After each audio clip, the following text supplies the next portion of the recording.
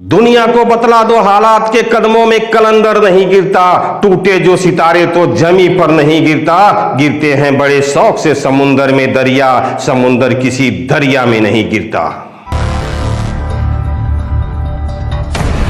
अभी तक लिपटी हुई हैं जंजीरें गुलामी की, दिन आ जाता है आज़ादी का पर आज़ादी नहीं आती। खुदा ने उस देश की हालत नहीं बदली, ना हो अगर ख्याल अपने खुद को बदलने का। चश्मे फलक में वह दिन भी देखे हैं कि जब हिंदुस्तान अंग्रेजों की गुलामी की जंजीरों से जकड़ा हुआ था।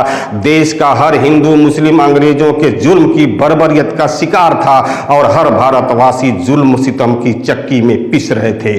दोस्तों, कहा जाता है कि जब जमीन खुश्क हो जाती है तो अपनी सिराबी के लिए इस्तेमाल करना शुरू कर देती है। जब वतन के कुछ मुहाफिज अपने वतन को धर्म और जात के नाम पर दंगे भड़काने लगते हैं और चारों तरफ आग लगाने का काम करने लगते हैं, और जब जगह जगह से इस तरह के वाकयात सुनाई देने लगते हैं कि धर्म के नाम पर कानपुर में किसी मुस्लिम बाप को उसकी बेटी के सामने सड़कों पर मारा पीटा जाता हो और बेटी रो रो करके हाथ जोड़ती है कि मत मारो मेरे बाबा को, मत मारो मेरे बाबा को, मगर धर्म के ठेकेदार कुछ सुनने का रवादार नहीं होते, क्योंकि उन लोगों को अपने आकाओं को खुश करने का ठेका लेकर रखे होते हैं और इस तरह का घिनौना काम करने को अंजाम देने लगते हैं। तो समझिए कि इलेक्शन आने वाला है, इलेक्शन बहुत अनकरीब हो चुका है।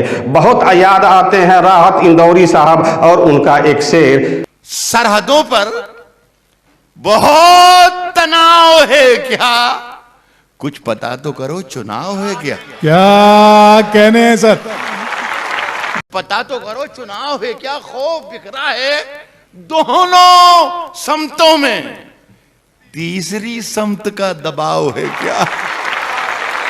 अब हमें लगता है जिस तरह से हमारे बुजुर्गों ने और हमारे इस वतन के जाबाज शहीदों ने अपना लहू कुर्बान करके वतन को हासिल किया था, आज उसी तरह का एहतजाज करना होगा और उसी तरह की सोच हमें बनानी होगी कि हिंद वतन का हर एक युवा भगत सिंह के नज़र में आना चाहिए और कोई चंद्रशेखर की शक्ल में आना चाहिए, तो कोई सर सैयद खान की शक्ल में होना चाहिए, तो कोई मौलाना आज़ाद की जगह पर होना चाहिए, कोई मंगल पांडे, तो कोई महात्मा गांधी, कोई जवाहरलाल नेहरू की शक्ल में आकर इन धर्म के ठेकेदारों को उनके मंसूबों पर पानी फेरना होगा।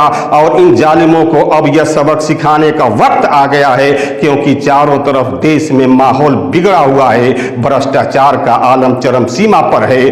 पता नहीं यह तानाशाह सरकार क्या कर रही है। यह जो धर्म के नाम पर ठेकेदार देश का बंटवारा कर रहे हैं, जगह जगह धर्म के नाम पर नारा लगा करके हिंदू मुस्लिम को तोड़ने की कोशिश कर रहे हैं, ऐसे लोगों को सजा मिलनी चाहिए।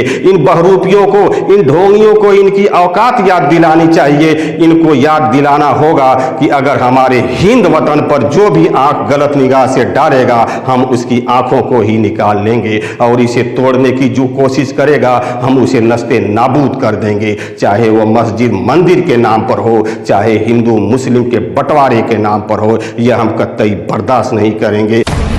यह तभी मुमकिन है जब हम एक हो जाएं, मुत्तहिद हो जाएं। ऐ मेरे वतन को लोगों, अपनी पावर को पहचानिए, उसका सही समय पर इस्तेमाल करना सीखिए। आपके पास देश बदलने की ताकत है, क्योंकि असली पावर आपके पास है।